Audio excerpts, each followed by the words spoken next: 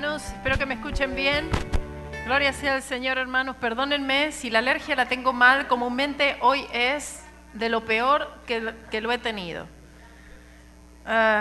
Pero con la ayuda del Señor espero poder hablar lo suficiente como para que podamos hacer este estudio y que realmente todos puedan entender y recibir un poco más de lo que el Señor tiene para su iglesia y que podamos hoy un poquito más poder crecer en la gracia y en el conocimiento del Señor Jesucristo. Estaba meditando en este momento y prácticamente trasladándome a ese tiempo glorioso en el cual vamos a poder ver. Hoy solamente vamos a estar viendo todas estas cosas ahora, a medida que vayamos leyendo, son solamente 11 versículos, pero vamos a estar viendo a través de los ojos del apóstol Juan. Pero estaba meditando, la verdad, y sentía la presencia del Señor que un día nuestros propios ojos van a ser los que puedan ver, presenciar cada una de las cosas que el apóstol Juan nos ha dado, que le han sido dadas por el mismo Señor Jesucristo en visiones y que nosotros mismos vamos a poder ver todo esto. Ahora solamente conocemos y entendemos en parte, pero un día vamos a comprender y entender todas las cosas. Qué día glorioso, hermanos. Podamos trasladarnos ese momento ahora solamente por la fe, teniendo nuestra fe puesta en el Cordero de Dios, que es la pieza central de todo el libro de Apocalipsis y en realidad de la Biblia entera. Amén.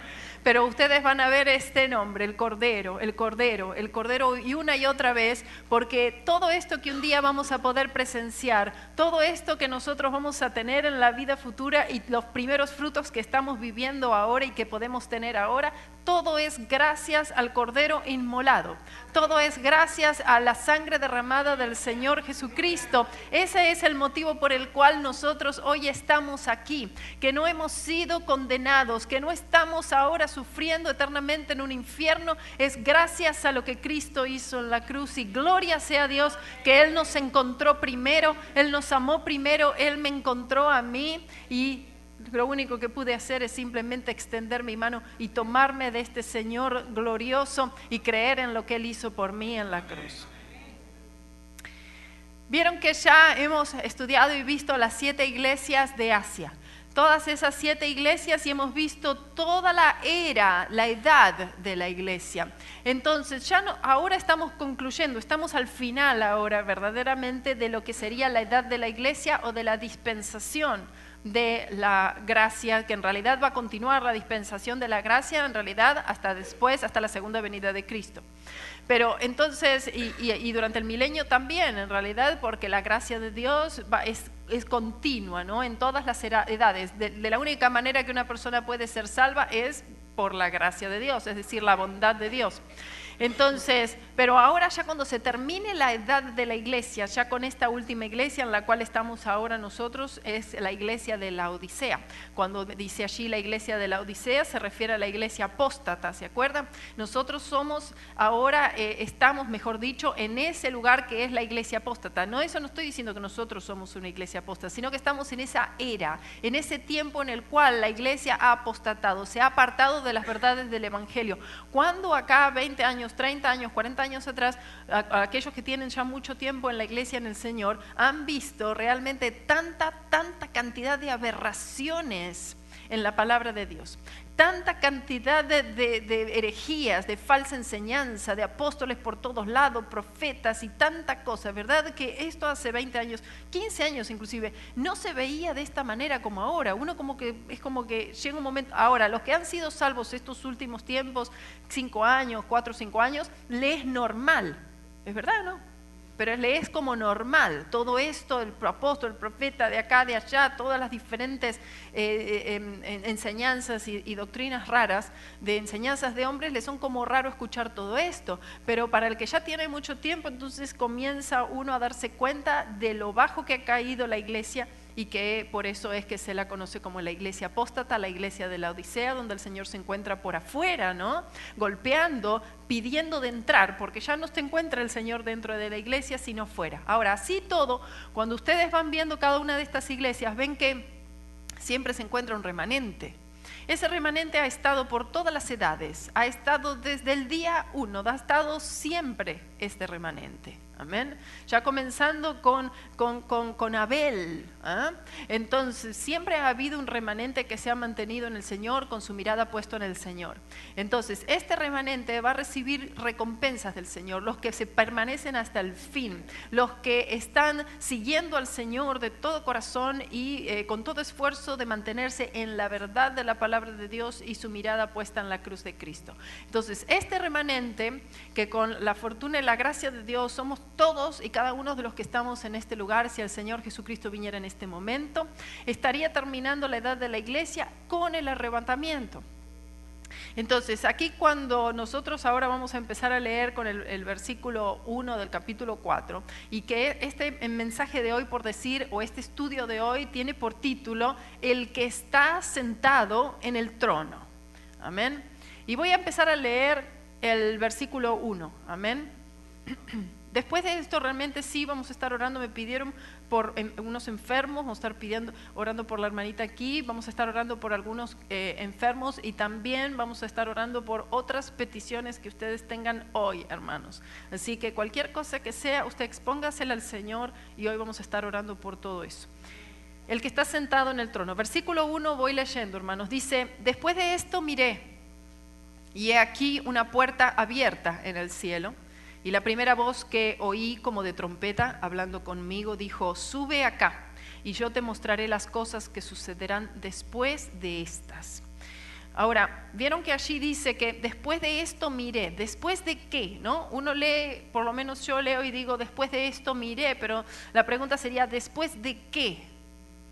¿Qué es lo que sucedió antes? Que entonces ahora ya comienza otra cosa diferente. Primero tuvo una visión, la que comenzamos viendo al principio, ¿verdad? Cuando empezamos el capítulo 1. Después de esto, que corresponde que él como que se dio vuelta ahora en relación a Apocalipsis 1:12. También, ¿no? Él como que se da vuelta y ve lo que el Señor le iba a mostrar, que cubre el resto de los capítulos 2 y 3. Ahora, en este capítulo 4, versículo 1, entonces comienza una nueva visión.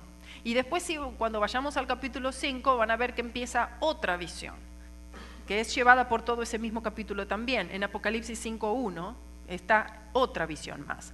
Después de esto, en griego, vendría a ser después de estas cosas.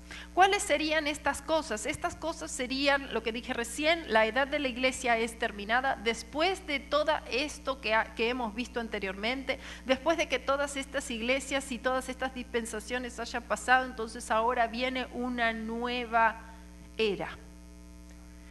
Pero antes de que venga esto que va a acontecer más adelante que te mostraré, primero sucede algo que va a ser inminente.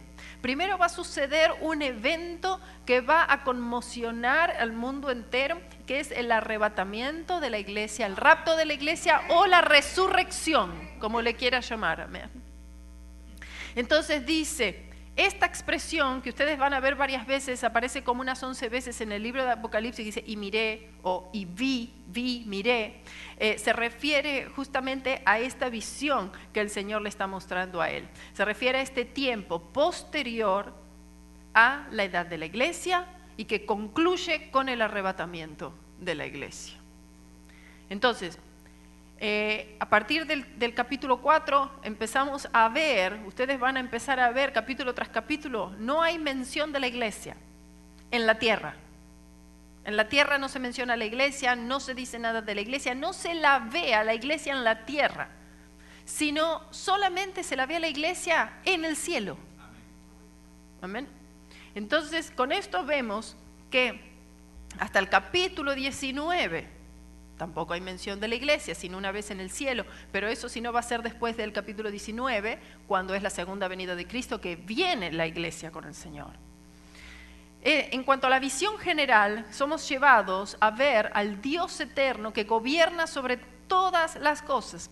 El Señor, Él es nuestro refugio y que a pesar de todos los problemas que está pasando la iglesia, a pesar de todas las situaciones que vemos ahora con la iglesia del Señor, la gran apostasía que estamos viendo, experimentando en la iglesia, con lo cual uno sufre tanto porque uno ve que la gente no está siendo guiada correctamente al Señor, está siendo lastimada, herida, tantas cosas, así todo siempre habrá un remanente que seguirá a Cristo.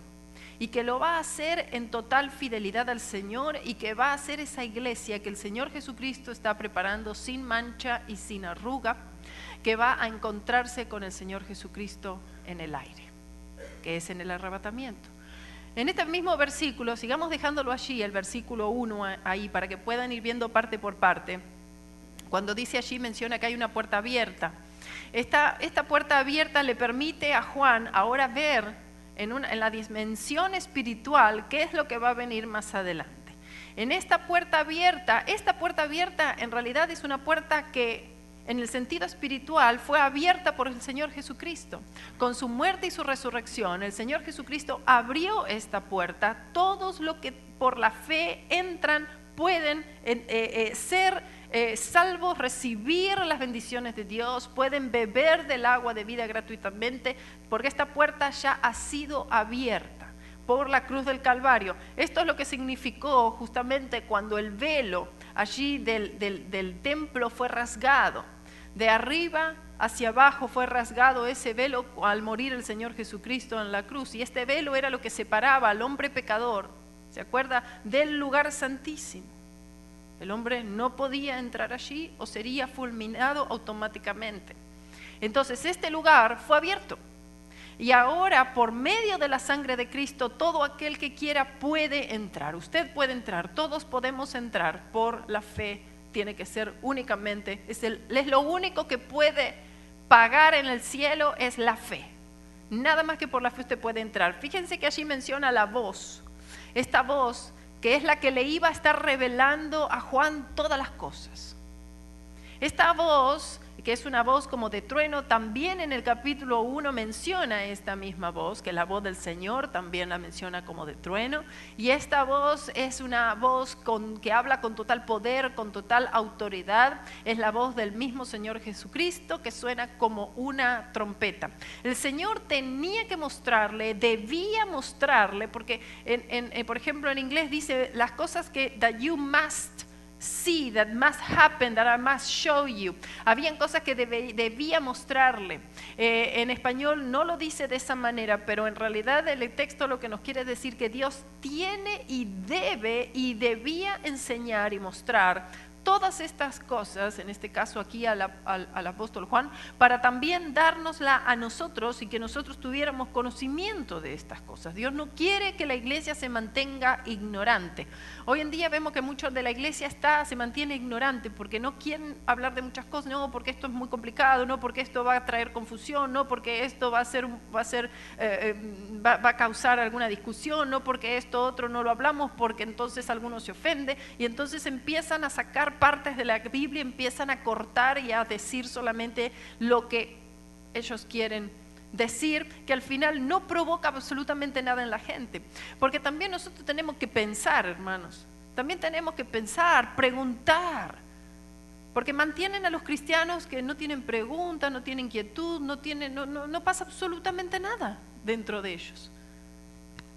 Uno tiene preguntas, cuando uno lee la palabra de Dios está bien tener preguntas. Dice, Señor, no entiendo esto, Señor, muéstrame.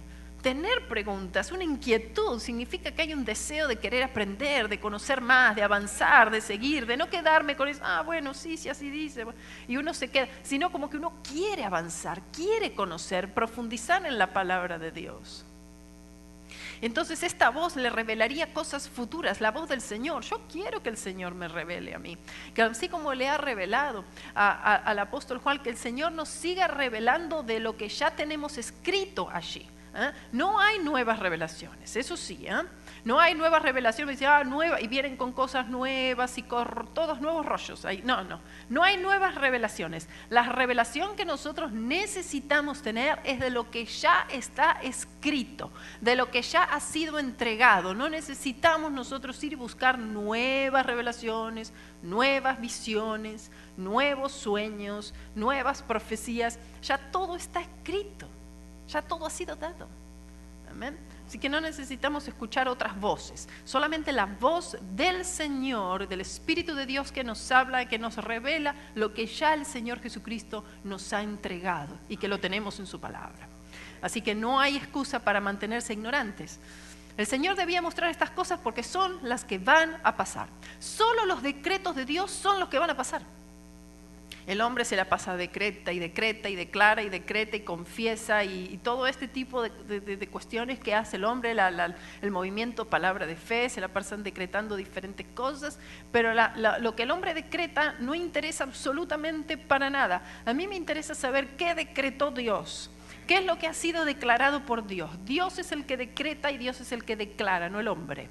Entonces, yo solamente puedo declarar las maravillas de Dios, solamente puedo declarar la hechura de Dios, puedo declarar las obras de Dios, puedo declarar lo que Dios hizo.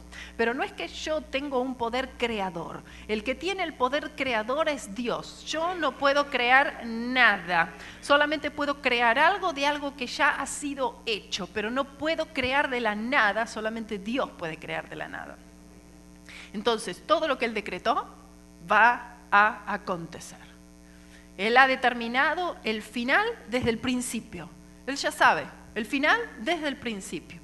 Dice allí después de estas cosas, que se refiere, como dije anteriormente, después de la iglesia, de las iglesias, o después del arrebatamiento de la iglesia. Ahora vamos a ver qué es lo que va a pasar. Pero primero nos lleva al trono, primero nos lleva al cielo. Ahí es donde vamos a estar ahora en este capítulo 4, que es en un lugar que no conocemos, que no tenemos absolutamente idea nosotros del cielo, más de lo que la Biblia nos enseña y nos muestra, pero que en realidad no es algo que nosotros conocemos o podemos entender todavía en su totalidad. Pero primero quiero que paremos un momentito nada más en cuanto al arrebatamiento de la iglesia. El arrebatamiento, si le quiere llamar rapto, si le quiere llamar resurrección, que es un hecho inminente, como dije, muchos no le dan la importancia al arrebatamiento de la iglesia. He escuchado a algunos pastores que dijeron: yo solía predicar el arrebatamiento de la iglesia, pero ahora no lo predico más porque ahora creo que no es real, que no es verdadero, que no va a suceder y ya no lo predican.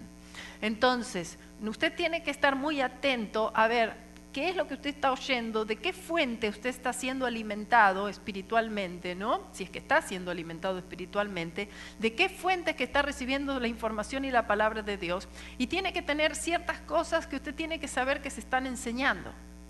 La salvación únicamente por la fe en el Señor Jesucristo y su obra redentora en la cruz, sin ningún tipo de obras. Tiene que usted estar oyendo en cuanto a la santificación del creyente por el poder del Espíritu Santo de Dios que mora en la vida del creyente sobre la base de la obra consumada de la cruz. Es decir, que la santificación es por la fe también. Usted tiene que estar oyendo sobre el arrebatamiento de la iglesia. Se predica, usted, si alguien está de visita o usted sabe de alguien, usted le están predicando sobre el arrebatamiento de la iglesia. La resurrección, si le llaman resurrección, es lo mismo porque es el mismo evento. La segunda venida de Cristo, como dos eventos separados. ¿Amén? El reinado de Cristo, pero hay doctrinas que tienen que estar, no puede, el bautismo con el Espíritu Santo, le están predicando sobre el bautismo con el Espíritu Santo. He preguntado a algunas personas, y digo, ¿a qué iglesia? Voy a tal iglesia, en fin, ¿y cuánto tiempo hace que vas? 5 años. Una pregunta, ¿alguna vez oíste una predicación sobre el arrebatamiento de la iglesia? No, nunca. ¿Alguna vez oíste en 5 años una predicación sobre el bautismo con el Espíritu Santo? No, nunca. ¿Alguna vez se invita a personas a recibir al Señor Jesucristo como Señor y Salvador? No, nunca. Bueno, yo pienso que ya la deducción debería ser rápida para hacer y tomar una decisión, qué hacer, ¿no? Vamos rápidamente, por favor, a un versículo de la Biblia, Primera de Tesalonicenses, capítulo 4, 17. Primera de Tesalonicenses 4, 17, por favor.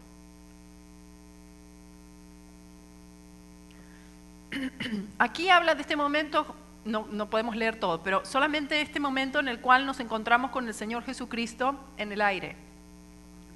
Aquí dice: luego nosotros, los que vivimos, los que hayamos quedado, seremos arrebatados juntamente con ellos en las nubes para recibir al Señor en el aire y estaremos por siempre con el Señor. Ahora, nosotros aquí en la versión en español tenemos una mejor traducción. En la versión King James dice otra expresión, no dice arrebatados, dice caught up. We're going to be caught up pero en el español es una mejor versión en cuanto a esta palabra arrebatados. Esta palabra aquí arrebatados, que viene de la palabra griega arpazo con H y Z, arpazo, que significa raptados, significa que son levantados con fuerza, algo que es ser tomado de golpe. Significa ser llevado de un lugar a otro, sabemos que de la tierra al cielo. La misma palabra griega fue traducida en el latín con la palabra raptus, que sería rapture en inglés o en español rapto, ¿ok? Por esto, entonces, aquellos que no creen en el rapto de la iglesia, en el arrebatamiento, deben estudiar cuidadosamente estas palabras y pregúntenle, bueno, tú dices que no crees que va a haber un arrebatamiento, ¿tú crees en la resurrección de los muertos? Porque si dicen que no creen en el arrebatamiento, están diciendo no creo en la resurrección, porque es el mismo evento. Y si no creen en la resurrección, están negando la fe. Simplemente. Nosotros enseñamos que el arrebatamiento de la iglesia es un evento que va a suceder, tomar lugar antes de la gran tribulación. Amén. La cual Jesús predijo en el capítulo 24 de Mateo, versículo 21. La gran tribulación comienza en este libro de Apocalipsis, van a empezar a verlo en el capítulo 6. Del capítulo 6 al 19, ahí se ve todo ese periodo de 7 años de la gran tribulación. Amén. Y si la iglesia estuviera pasando, es decir, si la iglesia fuera el caso que sí o sí tiene que pasar por la gran tribulación, en todos esos capítulos del 6 al 19 lo hubiera mencionado, pero no menciona nada de eso, sino todo lo contrario, nada menciona, solamente la iglesia aparece en el cielo. Amén. Y luego en la venida con los santos, cuando viene el Señor en la segunda venida. Ahora vamos a ver el versículo 2. El versículo 2 dice, y al instante yo estaba en el Espíritu, y he aquí un trono establecido en el cielo, y en el trono uno sentado. El Espíritu se comenzó a mover en la vida del apóstol Juan, permitiéndole recibir esta visión.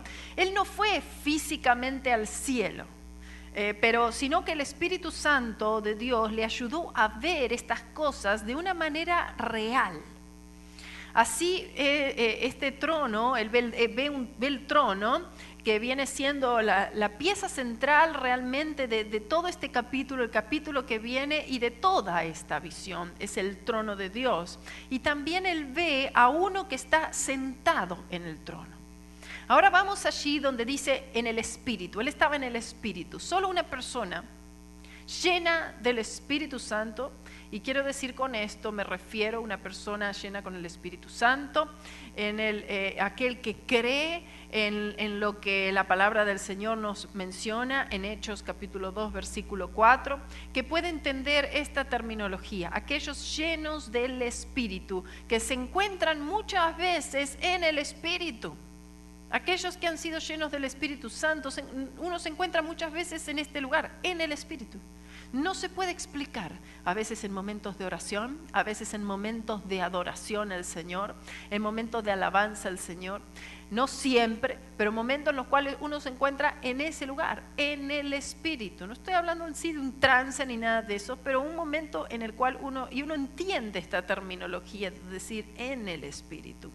Entonces, en el que el Espíritu Santo se mueve en la vida de uno y hace diferentes cosas, da ánimo, fortalece, llena de un gozo indescriptible en un momento en el cual uno en ese momento no se esperaba, pero el Espíritu Santo que sabe lo que estamos necesitando en ese momento, y de repente la presencia de Dios se hace real en la vida de uno. Gloria a Dios, y es un instante, a veces son unos momentos nada más, pero eso es suficiente para que uno sea fortalecido, y es una energía y es una fuerza del Señor y una fortaleza para seguir adelante, es fe, es gozo, es una paz, es algo indescriptible que solo el Espíritu Santo puede hacer. En el Espíritu bendice, te fortalece espiritualmente, te unge, es decir, te capacita para algo que uno tiene que hacer para el Señor en la vida diaria, lo que fuera el caso. Te da un sueño, una visión, te habla, etc. Todo eso que estoy diciendo y muchas cosas más que no se me vienen de mencionar tal vez, eso es lo que el creyente lleno del Espíritu Santo vive, y está en el Espíritu, uno vive ese tipo de vida. ¿Amén? Es totalmente ajena a aquel que no conoce al Señor y no es salvo, no entiende nada de todo eso. ¿Ah?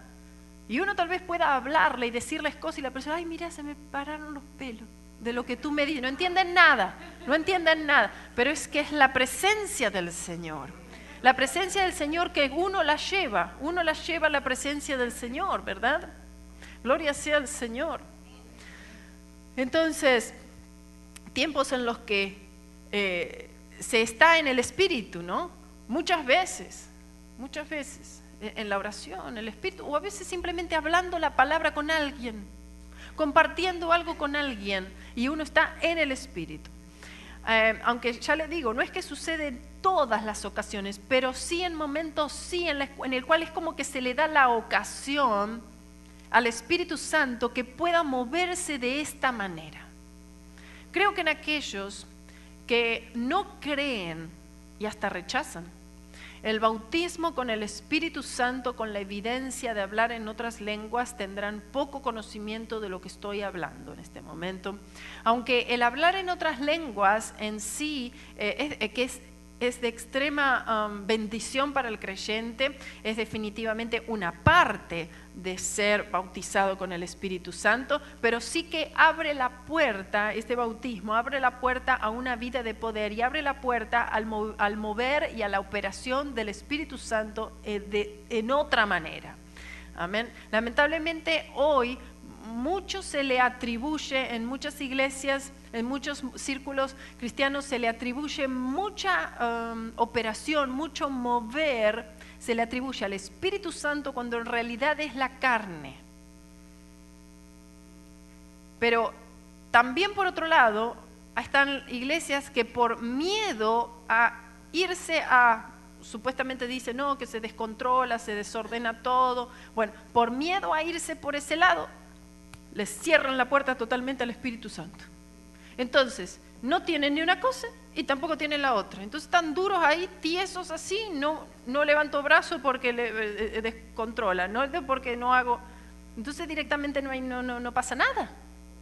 Entonces, es con libertad, ¿verdad? El Espíritu Santo, ¿podemos cometer errores? Sí, hermanos. ¿Puede haber alguna cosa en la carne algunas veces? Sí. Pero a medida que somos enseñados y vamos aprendiendo cómo se opera y cómo se mueve el Espíritu Santo del Señor, ¿verdad? Y sigamos viniendo a la iglesia, entonces uno esas cosas se van corrigiendo, ¿vieron?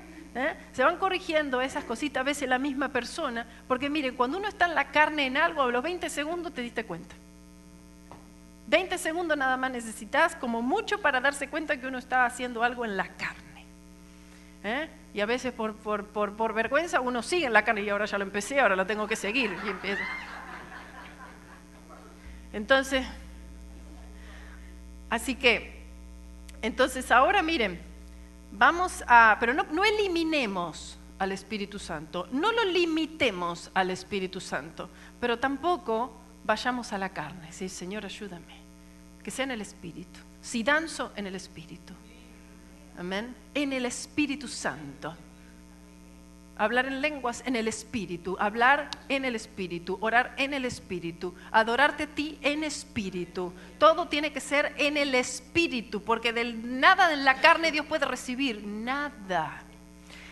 Ahora vamos al trono, hermanos. Aquí vemos, esto es lo primero que llama la atención al abrirse estas puertas, lo primero que le llama la atención a Juan es el trono. Este es el trono de Dios, el que está en el cielo y el que podríamos decir que es el trono del universo entero. Este trono es el lugar central de toda la visión, es un lugar de majestad, es un lugar de gloria, de esplendor, de supremo poder, de juicio también. Es el trono de Dios que decide todas las cosas que pasan aquí en la tierra.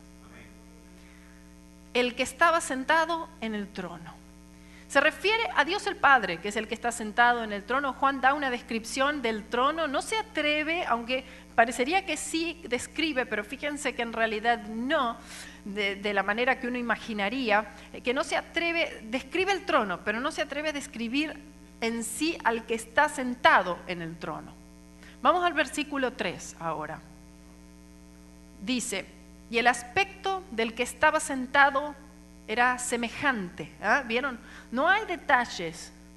Era semejante a piedra de jaspe y de coralina, y había alrededor del trono un arco iris, semejante en aspecto a la esmeralda. El aura que rodeaba al que estaba sentado en el trono era de una luz producida por estas piedras. Un arco iris cercaba el trono, es decir, una belleza indescriptible, algo que nosotros nunca hemos visto. Dice, semejante a piedra de jaspe y de coralina, que presenta algo que es oscuro, una piedra que es oscura, que es de color verde, opaco, y también un rojo rabioso. La piedra de jaspe, fíjese que era la última piedra en el pectoral del sumo sacerdote. El sumo sacerdote, el gran sumo sacerdote tenía un pectoral con 12 piedras por cada una de las tribus de Israel. Y entonces la última de estas piedras era la piedra jaspe, era la última en el pectoral del sumo sacerdote, y la primera de las piedras que son utilizadas en la Nueva Jerusalén, en esos 12 fundamentos, hay 12 bases que tiene la Nueva Jerusalén, ya la vamos a ver al final, y entonces allí esa viene siendo la primera de las piedras que es usada en esas 12 bases de la Nueva Jerusalén. Juan no describe la forma de Dios, sino describe en sí la gloria de Dios, el esplendor y la majestuosidad de Dios. En cuanto al significado de las piedras, algunos dicen que el jaspe y la coralina describen la santidad y la justicia de Dios. Es cierto todo esto, pero en realidad y simplemente describe la belleza de Dios y la gloria de Dios. En cuanto al arco iris, este arco iris proclama la gloria, el esplendor y la majestad de Dios. El arco iris significa paz, y a menudo sabemos muy bien que aparece un arco iris después de una tormenta o una lluvia, aparece el arco iris, lo cual significa paz. La esmeralda es de color verde, donde dice allí al final del versículo, y entonces esta esmeralda, este color, atraviesa todo este arco iris, que también tenía otros colores. Algunos dicen que el arco iris que encierra el trono denota la fidelidad de Dios. Eso es lo que dicen algunos comentaristas. Puede ser, quizás sea verdad esto también. Como sea, de todo esto, lo que podemos tomar es la gran belleza que es el cielo. Y que gracias a lo que el Señor Jesucristo hizo allí en la cruz, lo mismo que vio el apóstol Juan, también vamos a ver un día nosotros.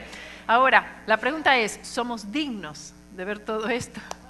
Somos dignos de estar allí en ese lugar, somos dignos de tal majestuosidad, tal gloria, tal esplendor, tanta belleza. No, pero Él sí es digno. Y porque Él es digno, Él nos ha hecho a nosotros dignos de recibir con Él todas las cosas. Gloria sea al Señor, amén. Gloria a Dios. Sin merecer nada, lo hemos tenido todo. Gloria sea a Dios, aleluya. Por medio de aquel que nos amó. En el versículo 4, hermanos, vayan allí al 4 que vamos a leer.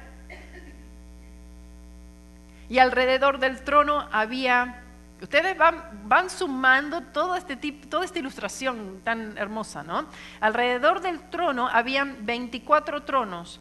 Y vi sentados en los tronos a 24 ancianos vestidos de ropas blancas con coronas de oro en sus cabezas.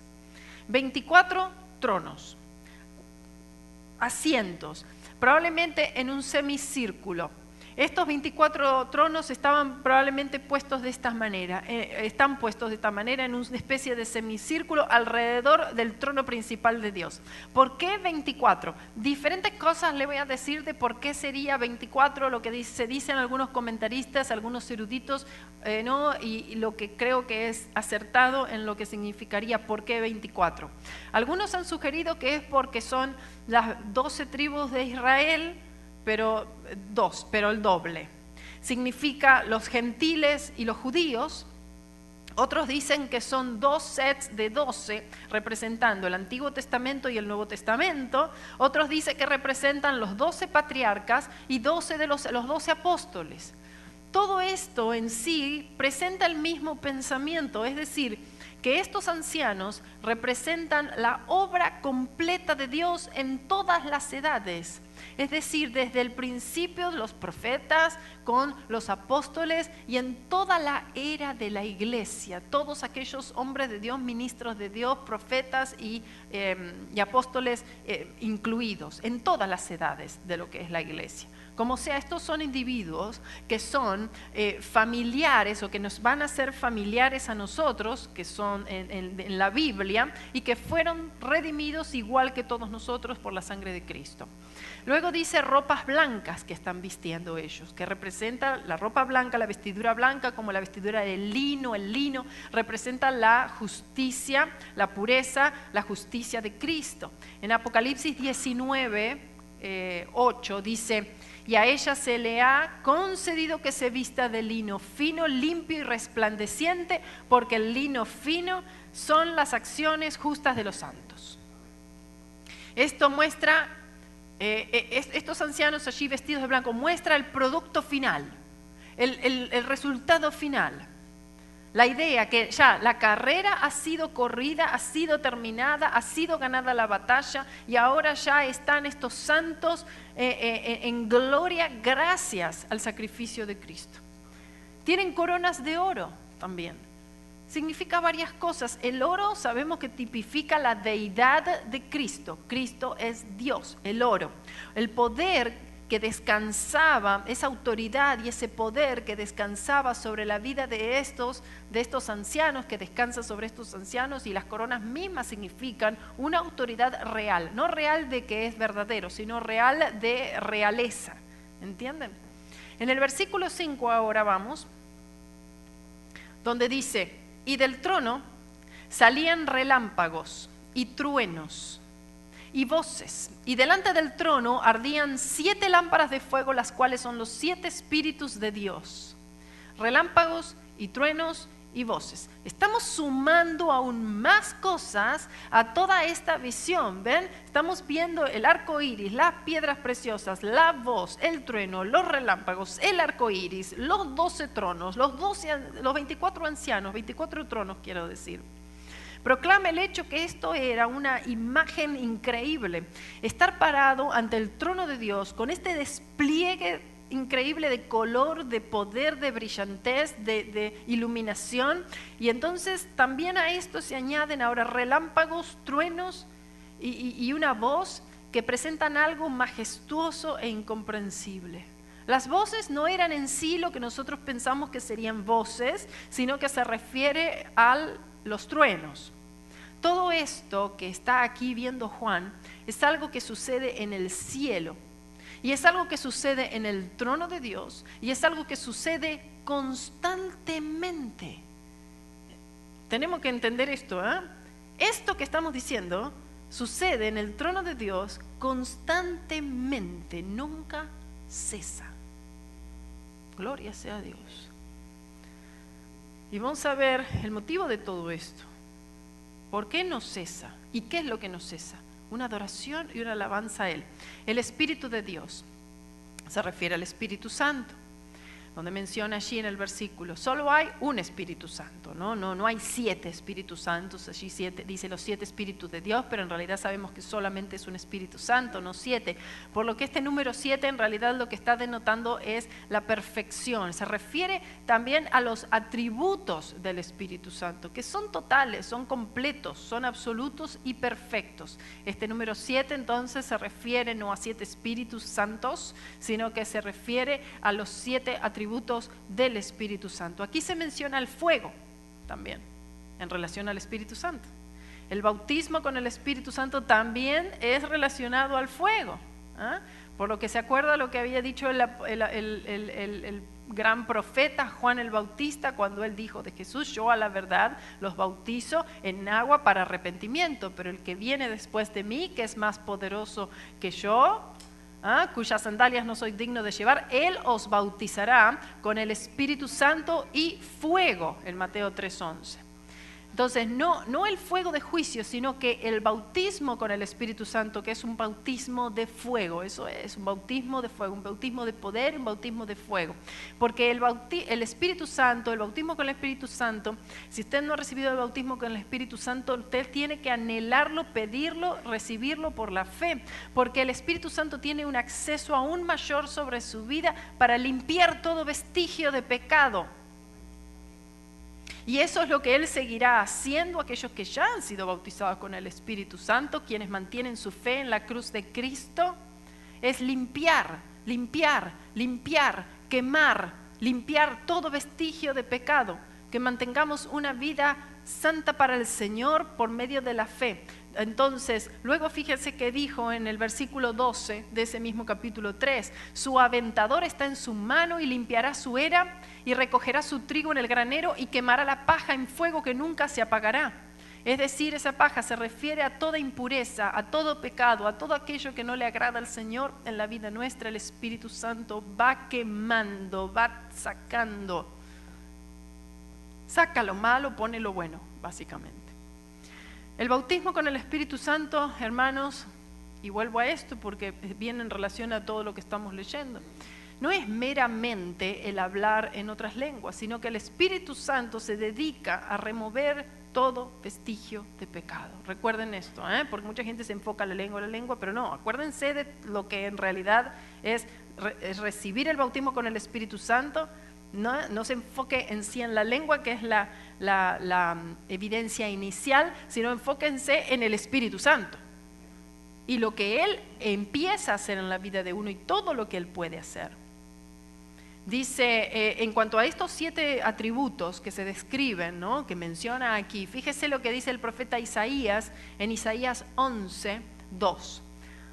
2 y 3, voy a leer un versículo, dice, y reposará sobre él espíritu de Jehová, el espíritu de Jehová, el espíritu de sabiduría y de inteligencia, espíritu de consejo y de poder, espíritu de conocimiento y de temor de Jehová. Ahí tenemos los espíritus de lo que menciona aquí, los 7 espíritus que caracterizan al Espíritu Santo, estos atributos. Ahora vamos por favor al versículo 6, capítulo 4, 6. ¿Ya se están durmiendo? Pónganle el aire acondicionado un poquito más frío, por favor. Métanle más frío al aire. Yo tengo calor. Y delante del trono había como, miren, estamos añadiendo aún más imágenes increíbles en este trono. Delante del trono había como un mar de vidrio semejante al cristal. Y junto al trono y alrededor del trono 4 seres vivientes llenos de ojos delante y detrás. Gloria a Dios. ¿Qué es todo esto?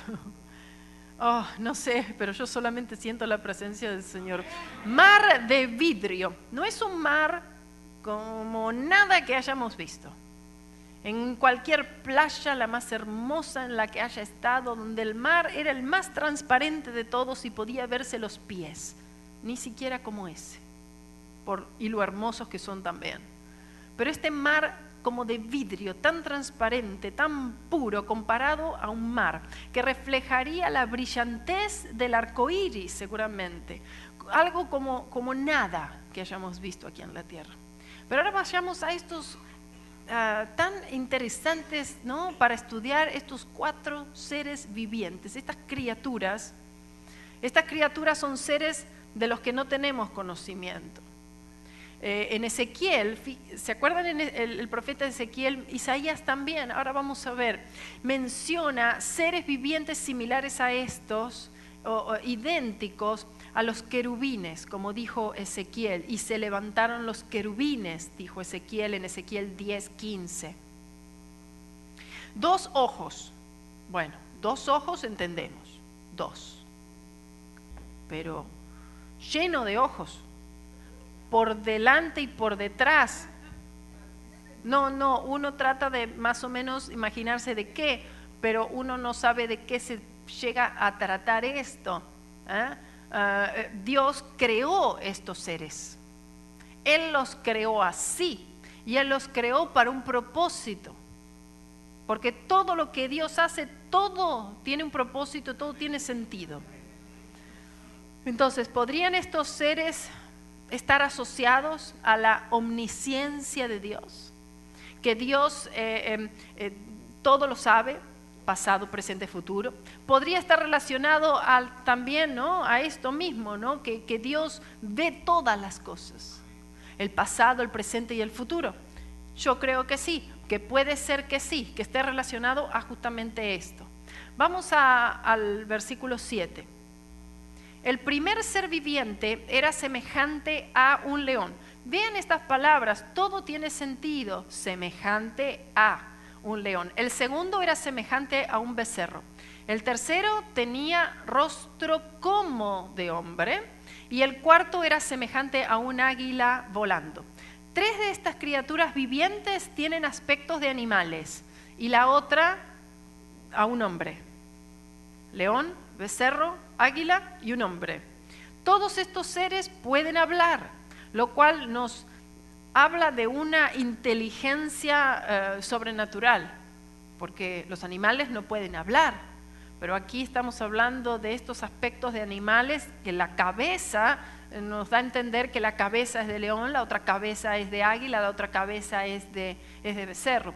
No menciona los cuerpos, fíjese, lo cual no nos ayuda tanto a darnos cuenta de que tiene ojos por delante y por detrás. Ahora, en las otras visiones que vemos, como en la de Ezequiel, tiene mucha más descripción, aunque son semejantes a estos seres, pero no exactamente los mismos. Y la función que tienen estos seres es alabar a Dios, adorar al Señor. Primero tenemos un león que presenta este animal, porque este animal, fíjese que viene siendo el jefe, ¿cómo se le dice? O el rey de esta especie animal. Un animal que es carnívoro. Sería esa especie de animales carnívoros, el león, una criatura con gran inteligencia que tiene en este ser, con capacidad de hablar, los cuales los leones no pueden hacer. Luego tenemos al becerro, que representaría la parte bovina de la creación.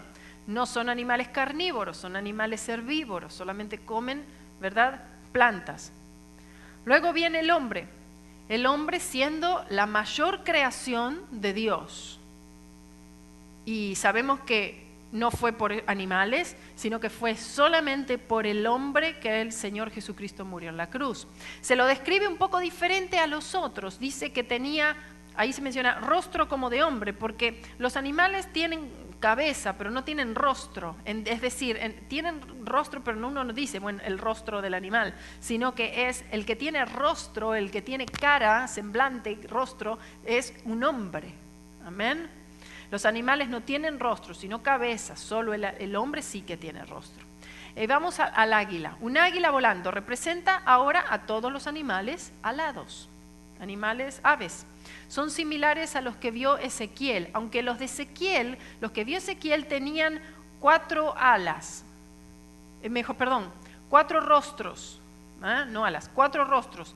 Cada uno tenía 4 rostros, que tenía cara de hombre, después por ahí lo vamos a leer, cara de hombre, está en Ezequiel 1:6, cara de hombre, cara de león, de buey y de águila. Es decir, tenía estos seres que vio Ezequiel, tenía 4 caras. Y estas caras eran de hombre, león, buey y águila. También tenían 4 alas, los que vio Ezequiel, y eran semejantes a un hombre. Y los que Juan vio tenían 6 alas. Los que Juan vio tenía 6, y los que vio Ezequiel tenía 4 alas. Pero hay mucha similitud en estos seres, en estas criaturas. Aquí solo sabemos del rostro o de la cabeza, pero no nos dice del resto del cuerpo en la visión que tuvo Juan. Ezequiel sí, ahí sí nos describe un poco más todo esto. Dice en Ezequiel 1, 5 y 6. Les voy a leer Ezequiel 1, 5 y 6. Y en medio de ella la figura de 4 seres vivientes, y esta era su apariencia. Había en ellos semejanza de hombre. Cada uno tenía 4 caras y 4 alas. Ahora, en Isaías capítulo 6, versículos 2 y 3, que quieran notar o leerlo ahí. Isaías 6, 2 y 3 nos dice lo que vio Isaías. Uno que tenía 6 alas, como el que vio Juan, que tenía 6 alas también. ¿Okay? Entonces, ahora dice, les voy a leer, por encima de él había serafines, cada uno tenía 6 alas, con 2 cubrían sus rostros, con 2 cubrían sus pies y con 2 volaban. Y el uno al otro daba voces diciendo, Santo, Santo, Santo, Jehová de los ejércitos, toda la tierra está llena de su gloria.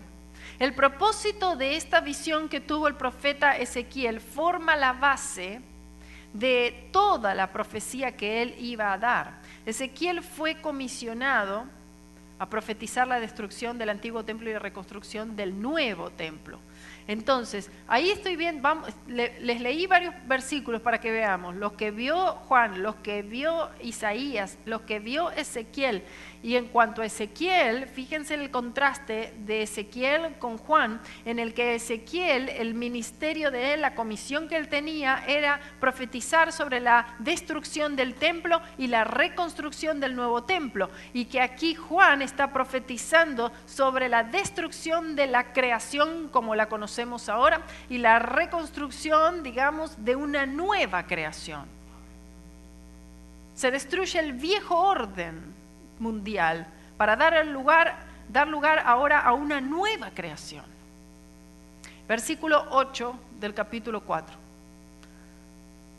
Y los 4 seres vivientes tenían cada uno 6 alas, y alrededor y por dentro estaban llenos de ojos, y no cesaban día y noche de decir, Santo, Santo, Santo es el Señor, Dios Todopoderoso, el que era, el que es y el que ha de venir. Aleluya. Gloria, gloria sea el nombre del Señor. 6 alas. Se explica un poco mejor en lo que leímos antes y en Isaías capítulo 6, versículo 2. Con 2 alas cubrían su rostro, su cara, porque estaban denotando la santidad de Dios, que por momentos no les permitía observar la santidad de Dios directamente. Con 2 cubrían sus pies, lo cual nos está hablando de la obediencia, y con las otras 2 alas volaban. Los que vio Isaías se los conoce como serafines. Los que vio Ezequiel y Juan son los querubines. ¿Okay? De todas maneras hay similitudes. Ahora, tengamos que ver esto también. Uno dice, ¿los querubines y los serafines son ángeles? No. Son de otra creación. Son de otra creación. Entonces, cuando algunos dicen que en la iglesia ángeles y entonces encontraron plumas de ángeles, porque se ve que los ángeles cambian las plumas de vez en cuando. No, los ángeles no tienen alas. Partamos por esa base. Los ángeles no tienen alas. Los serafines y los querubines, sí, pero son de otra creación, no serían dentro de lo que uno llamaría ángeles. Entonces, en la Biblia, el número 6, porque hablamos de las 6 alas, el número 6 es el número del hombre y es el número de la creación también. En cuanto a los ojos no se refieren a Estos ojos no se refieren en sí a la habilidad de poder ver o a la habilidad de poder moverse en diferentes direcciones, sino que como sabemos, los ojos revelan la naturaleza del espíritu de alguien, de un individuo. Refleja la revelación, te revela el interior y lo profundo del ser. El próximo capítulo menciona esto, ¿no? Que es el 5. Cristo, el Cordero, quien tiene los 7 ojos, que son los 7 espíritus, habla de una revelación total, completa, una omnisciencia de Dios. Esto representa el completo poder y la gloria de Dios cuando todo sea terminado en el reino de Dios y su perfecta gloria, porque el Señor va a reinar y va a poner a todos sus enemigos bajo sus pies, todos. Toda la victoria sobre el pecado y la oscuridad se debe pura y exclusivamente a la victoria que Cristo ganó en la cruz del Calvario. Ahora vamos a otro tema que es sobre la alabanza. Alabanza eterna. Estos seres son espíritu, no son carne. Ellos nunca se cansan, nunca tienen necesidad de parar de hacer lo que están haciendo para descansar, dormir, comer o hacer otra función. No tienen que hacer nada de esto. Entendamos esto en lo poco que podemos entender tal vez hoy, que son seres que se mantienen eternamente, completamente, constantemente cumpliendo esta función y ninguna otra, que es adorar y alabar a Dios en su trono. Para entender la diferencia entre espíritu y carne, dice la palabra de Dios en cuanto a Dios y su relación con la Israel antigua. Pero Él, misericordioso, se refiere a Dios, dice, pero Él, esto está en el Salmo 78, versículos 38 y 39. Pero Él, misericordioso, perdonaba la maldad y no los destruía, y apartó muchas veces su ira y no despertó todo su enojo. Se acordó de que eran carne, soplo que va y no vuelve. Gloria a Dios. Cuando leía esto y digo, oh Señor, gracias Señor. Te doy las gracias Señor y te alabo porque tú te acuerdas que somos solamente carne. Gloria a Dios, que el Señor se acuerda que somos solamente carne. Si no, ya hubiéramos sido destruidos. El himno de los seres vivientes, que debe ser el himno de la iglesia. La frase que ellos proclaman, esta repetición triple a la infinita santidad de Dios es manifestada en su pasado, presente y futuras actividades, y también se piensa que también esta aclamación triple se refiere a Dios el Padre, Dios el Hijo, Dios el Espíritu Santo. En cuanto al querubino, los querubines, recuerden que en el libro de Génesis, estos seres vivientes, en el capítulo 3 de Génesis y versículo 24, ¿se acuerdan que estos querubines fueron puestos, asignados allí a guardar el árbol de la vida para que no entrara Adán y Eva? Hubiera sido un desastre. Si Adán y Eva hubieran entrado, hubieran llegado a comer del árbol de la vida, hubieran vivido eternamente. Imagínense pecadores no redimidos, hombres, nosotros, no redimidos y pecadores viviendo eternamente en esa condición caída.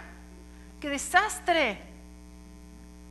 Por eso estaban allí puestos esos querubines, cuidando en la puerta del jardín del Edén para que no entraran. Amén. Entonces, estos seres son los seres que fueron hechos en oro en los extremos del propiciatorio que se encontraba en el lugar santísimo, en el tabernáculo que Dios le dio a construir a Moisés, donde estaba el altar del holocausto, el lavatorio, y luego estaba este lugar donde se encontraba el lugar santo y el lugar santísimo. En el lugar santísimo se encontraba el arca del pacto, y el arca del pacto que contenía los 10 mandamientos, y entonces allí estaba el propiciatorio, toda una pieza de oro, y entonces se encontraban estos dos seres alados, los querubines, que se encontraban en una posición enfrentados entre sí, mirando hacia abajo. Miraban ellos hacia abajo que se contenía abajo, hacia el arca del pacto, que se encontraban allí las tablas de los 10 mandamientos que el hombre quebrantó. Y que también una vez al año, el día de expiación, el día del perdón de pecados, entraba el gran sumo sacerdote a ese lugar con sangre para derramar sangre sobre el propiciatorio. Entonces estos ángeles, querubines, mejor dicho, no ángeles, los querubines miraban hacia abajo a la sangre, ya no a la ley quebrantada, sino que miraban la sangre que había sido derramada, representando la sangre del Señor Jesucristo, que todavía sería un evento en el futuro. En Ezequiel capítulo 10 vemos representaciones de estas criaturas también bordadas en las cortinas y en el velo del tabernáculo y también en las paredes del templo. En el tabernáculo y luego en el templo también se ven estos seres. En el templo de Salomón, aunque parece que los querubines más pequeños en el propiciatorio, porque estaban en el propiciatorio los 2 querubines, pero luego en el templo de Salomón quedaron allí, habían 2 querubines gigantes de madera. Eran de madera de olivo, pero eran todos recubiertos en oro, que dominaban toda ese lugar que era el santuario interno, es decir, el lugar santísimo. Estos tenían unos 15 pies de altura, se encontraban frente al lugar santísimo y estaban enfrentados el uno del otro. Pero la diferencia era de que sus rostros no apuntaban hacia, hacia adentro como los del propiciatorio, sino que estaban apuntando hacia afuera. Es decir, que mientras que los querubines en el propiciatorio miraban hacia abajo, ¿no?, hacia la superficie de oro que era el propiciatorio, ellos miraban hacia afuera. Y tenían diferentes representaciones. Los querubines pequeños representaban el hecho de que la obra aún no había sido completada, donde la sangre era aplicada. Y los querubines gigantes en el templo representaban la obra que iba a ser ya completamente finalizada, apuntando hacia el reino venidero, es decir, al milenio, a cuando Cristo viniera a reinar 1000 años. Eso hablaba, representaban el juicio de Dios y representan su justicia también. Un día veremos todo esto, hermano, gloria sea a Dios. Versículo 9. Es muy pronto. Y siempre que aquellos seres vivientes dan gloria y honra y acción de gracias al que está sentado en el trono, al que vive por los siglos de los siglos. 3 cosas: gloria, honra y acción de gracias. Se refiere a una adoración adicional a la de Santo, Santo, Santo, Dios Todopoderoso, el que es, el que era y el que ha de venir. Ahora es otro himno, gloria a Dios. Gloria, honra y acción de gracias aparece 8 veces. El darle a Él la gloria significa, porque uno dice, bueno, démosle la gloria a Dios. Dar la gloria a Dios no es aplaudir. Uno aplaude también, no hay ningún problema con eso, está bien hacerlo.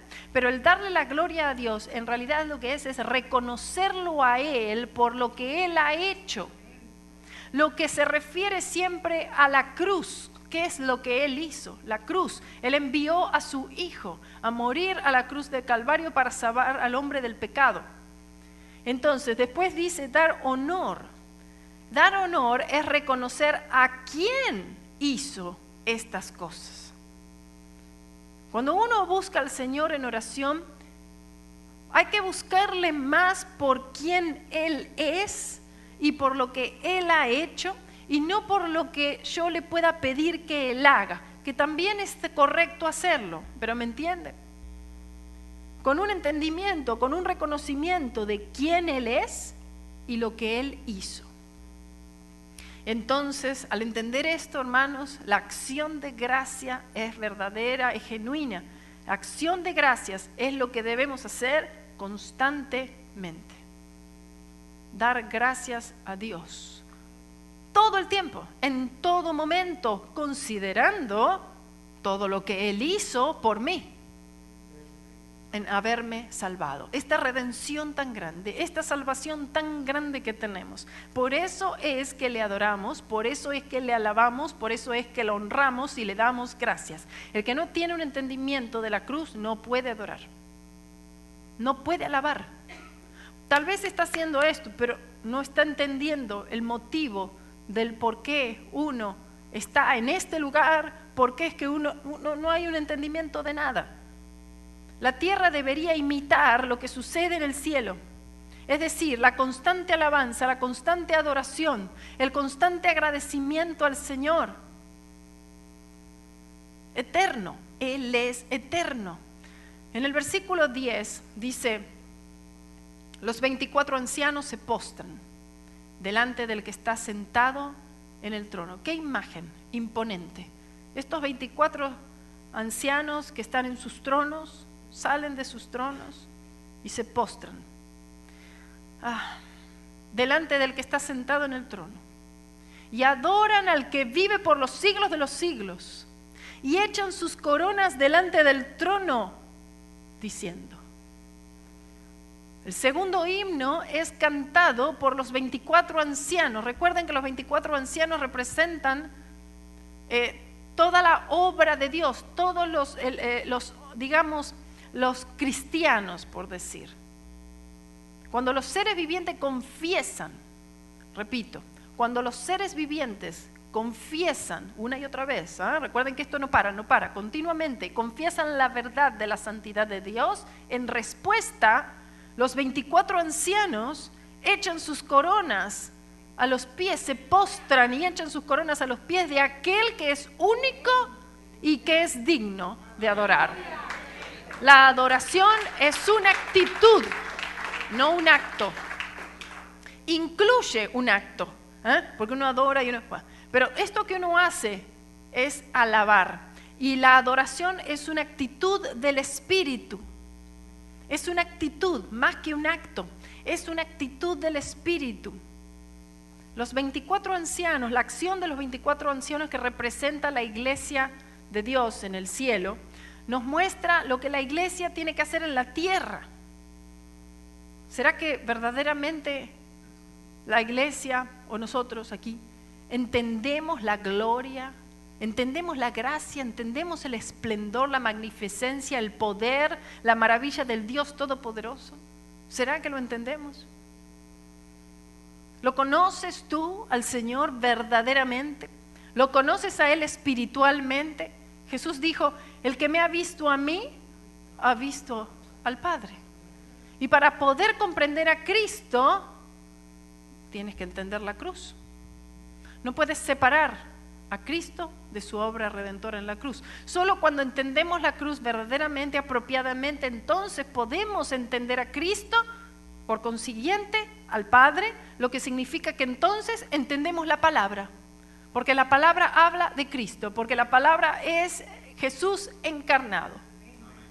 Así solo podemos respetar, honrar, reverenciar, adorar a Dios. La adoración es lo que somos, como dije antes, y la alabanza es lo que hacemos.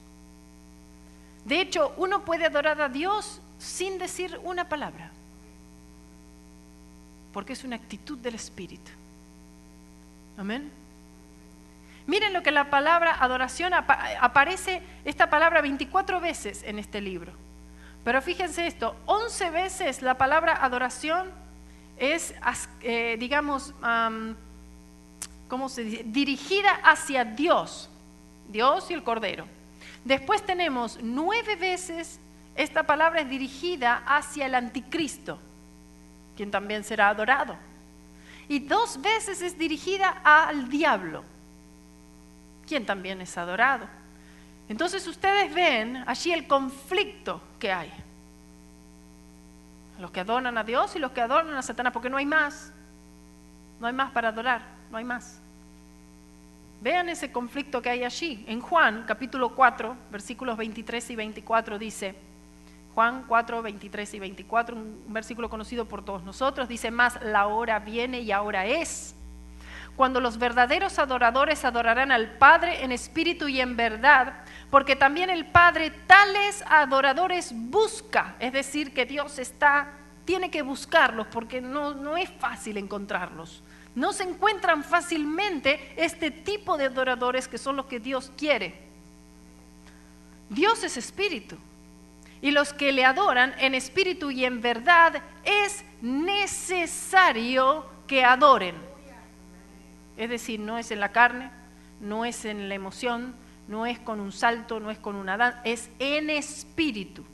Si el creyente no entiende el rol, el papel que juega la cruz en la adoración, lo que hace posiblemente que el hombre pueda decir, porque gracias a la cruz es que podemos adorar a Dios. ¿Por qué adoramos a Dios? Por lo que Él hizo en la cruz. ¿Por qué le damos gracias? Porque Él me salvó. ¿Y dónde lo hizo? En la cruz. ¿Entiende? Todo va dirigido a eso. Entonces el creyente se va a encontrar, como dice en Juan 4:22, adorando lo que no saben. El Señor se lo dijo a la mujer samaritana. ¿Están adorando lo que no saben, lo que no conocen? Adoran porque adoran, cualquier cosa adoran, pero no saben ni lo que están adorando. Imagínense dirigir nuestra adoración a cualquier cosa, pero no al Señor. Así es como está siendo dirigida la mayor parte de la adoración hoy en día en las iglesias modernas. Adoran lo que no conocen. ¿Qué palabras, eh? Adorar a quien uno no conoce. Oh Señor, ¿estás adorando? ¿Pero estás conociendo al que estás adorando? La iglesia moderna no sabe lo que adora. Aún los ángeles, por quienes Cristo no murió, le adoran. ¿Y la iglesia?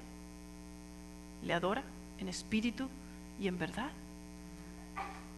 El altar del incienso era un altar de oro, también se le conoce como el altar de adoración, que estaba allí dentro, en el tabernáculo, dentro del lugar santo, no el lugar santísimo, pero antes en el lugar santo estaba este lugar.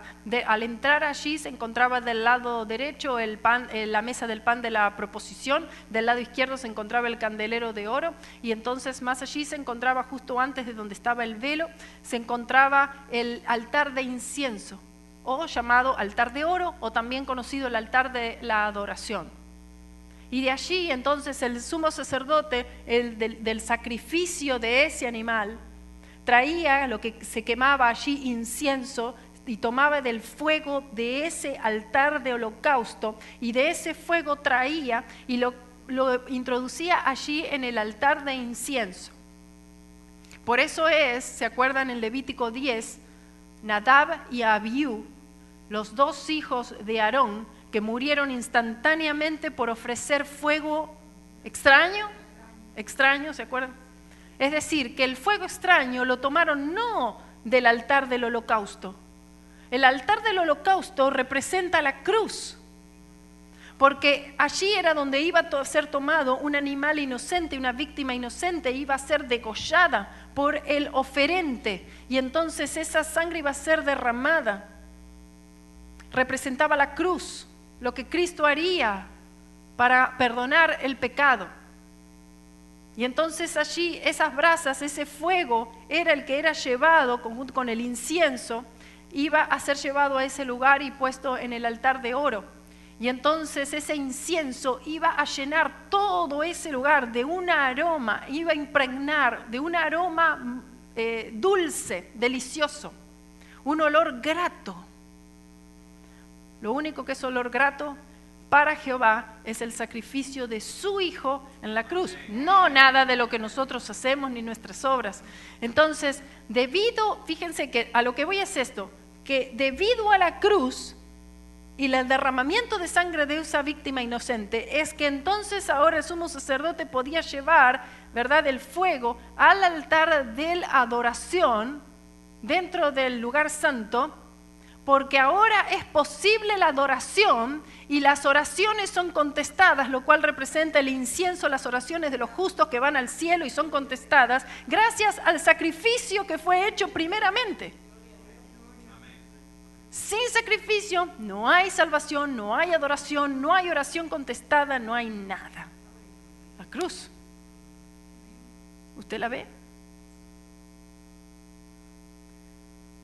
En cuanto a la cena del Señor, otro ejemplo. Participar de la cena del Señor, donde dice la palabra participar de la cena del Señor indignamente. Este domingo va a haber Santa Cena. ¿Cuántos participan de la cena del Señor indignamente? Yo creo que la iglesia moderna mayormente participa de la cena del Señor indignamente, sin discernir el cuerpo y la sangre del Señor. Por lo tanto, juicio comen y beben para sí. Esto es tremendo. No disciernen, es decir, no están entendiendo, no tienen una comprensión del significado de lo que estamos haciendo. Es decir, bueno, es el ritual que me toca en el mes, ese día van a ver que viene más gente que otros días. Si no vienen nunca, ese día sí. Y aparte si hay comida, más. Entonces, ahora me acordé. Entonces, participar de la cena del Señor indignamente, que primero tenemos que estar a cuenta con el Señor, pero tenemos que estar entendiendo que el motivo por el cual estamos participando de la carne, de la carne del Señor, de la sangre del Señor, es decir, de su cuerpo, de lo que Él hizo en la cruz por mí, que gracias a lo que Él hizo por mí en la cruz del Calvario es que yo ahora puedo entonces vivir una vida para Él, una vida santa para Él. Entonces, si no entendemos la cruz y ese no es el enfoque de nuestra vida, ese sacrificio, no está allí puesta nuestra fe, entonces estamos haciendo todo indebidamente, estamos haciendo las cosas para gloriarnos nosotros. No tiene ningún efecto. La persona comió un pedazo de pan, un poco de jugo, eso es todo. Pero no tiene ningún significado. No está entendiendo la persona. Mire, juicio come y bebe para sí, por eso dice que hay muchos enfermos entre vosotros y muchos duermen, dice. Es decir, que la vida de algunos ha sido acortada, no significa que se fueron al infierno, sino que la vida de algunos, dice más bien algunos, no dice muchos, algunos, fue acortada, murieron por participar de la cena del Señor indignamente. Y luego otros creyentes en la congregación enfermos. Estoy enfermo, no sé por qué. ¿Participó de la cena del Señor indignamente?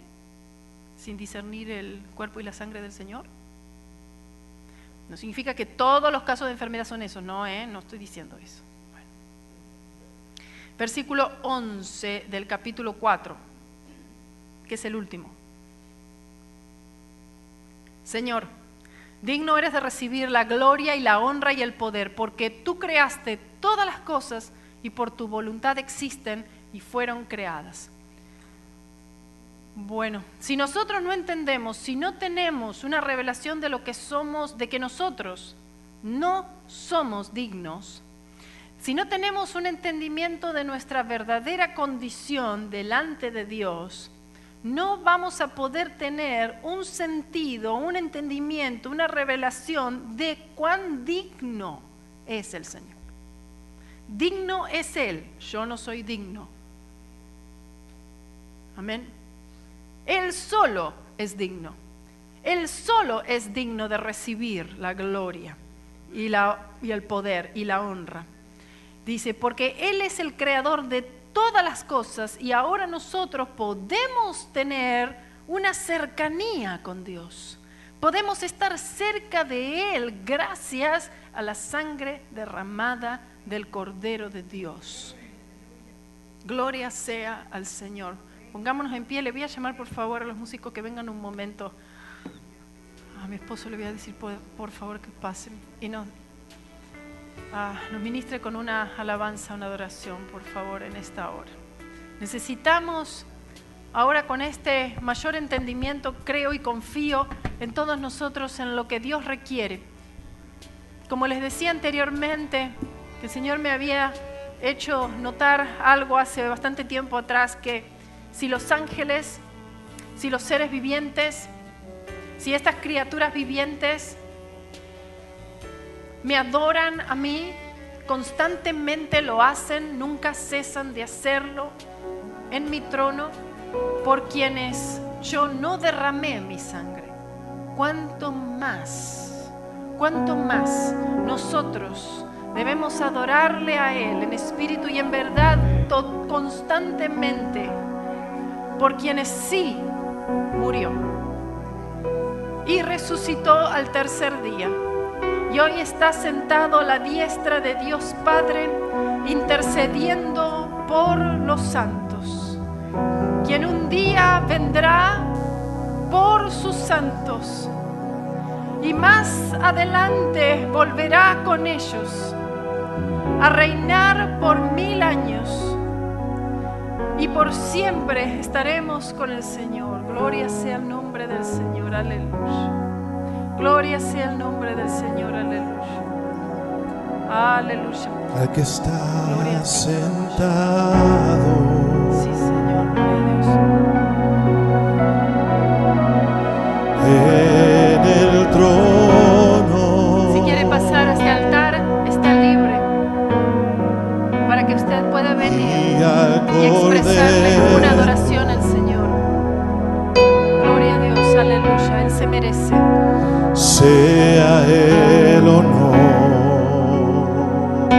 Si tú quieres entregarle tu pecado a Cristo, ven al altar también. Sea la gloria. Solamente el Señor puede limpiarte de todo pecado. Sea la honra. Si tú buscas más del Espíritu Santo, también ven al altar. Sea el dominio.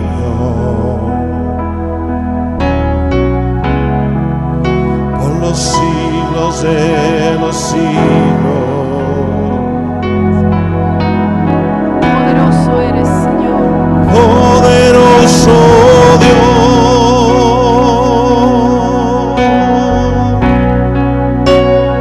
Poderoso Dios.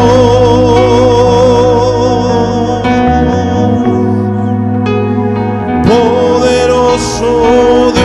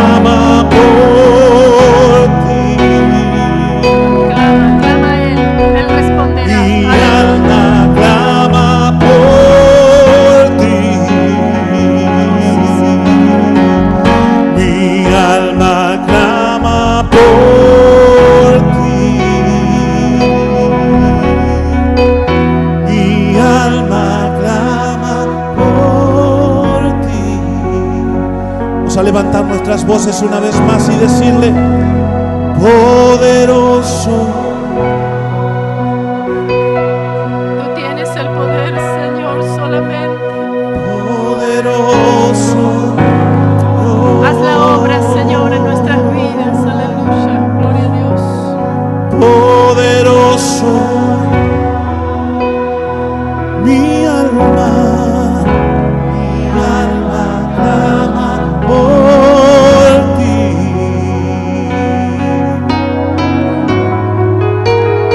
Poderoso Dios. Para Él nada es difícil. Nada es difícil. Aleluya. Poderoso Dios. Él puede sanar. Él puede limpiarte de todo pecado. Aleluya. Poderoso Dios. Él puede libertarte. Él es poderoso. Aleluya. Mi alma clama por ti. Gloria a tu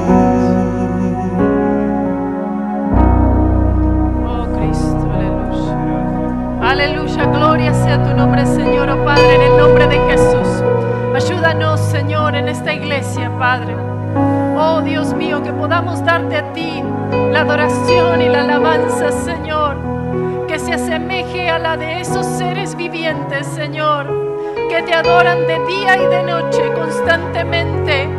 Constantemente dicen: Santo, Santo, Santo. Es el Dios Todopoderoso, el que es, el que era y el que ha de venir. Oh, aleluya, Padre Dios. Gloria sea tu nombre, Señor. Sana al que está enfermo, Señor, atribulado, Padre. Oh Dios mío, si alguien aquí no tiene esperanza, llénalo, Señor, de esperanza. Esperanza de vida que está en Jesucristo. Oh Dios poderoso, gloria sea tu nombre. Rey de reyes y Señor de señores. Te damos gracias, Señor, por este día. Gracias por tu palabra. Gracias, Señor, por haber revelado, Señor, esto que hemos leído en este libro. Por habernos dado eso a nosotros, Señor. Gracias porque nos llena de fe y de confianza, Señor, a seguir adelante en este caminar cristiano. Sabiendo, Señor, que esa corona nos espera a nosotros también. Así como la tienen, Señor, los 24 ancianos, también esa corona es nuestra. Juntamente con la estrella de la mañana también es nuestra. Juntamente con la piedrecita blanca que llevará nuestro nombre también es nuestra. Juntamente con un lugar en el trono sentado contigo también es nuestro. Juntamente con el nombre que será escrito sobre nosotros, que dirá: la nueva Jerusalén, el nombre de mi Dios, también tendremos eso. También comeremos del maná escondido. Aleluya. También comeremos del árbol de la vida. Aleluya. Gloria sea el Señor. Aleluya. Aleluya. Alabado sea el nombre del Señor. Gloria a Dios. Más que vencedores. Más que vencedores. Más que vencedores por medio de aquel que nos amó. Gracias, aleluya, gloria a tu nombre. Que el Señor les bendiga, hermanos. Si alguien necesita alguna oración especial, aquí estamos. Gracias por haber venido. Los amamos grandemente en el Señor y confío en el poder del Espíritu Santo que los vaya llevando día a día de gloria en gloria en el Señor Jesucristo. Gloria sea al Señor. Los esperamos mañana al Instituto Bíblico, el viernes a la reunión también con los jóvenes y el domingo en el servicio y Santa Cena. Amén. Gloria a Dios.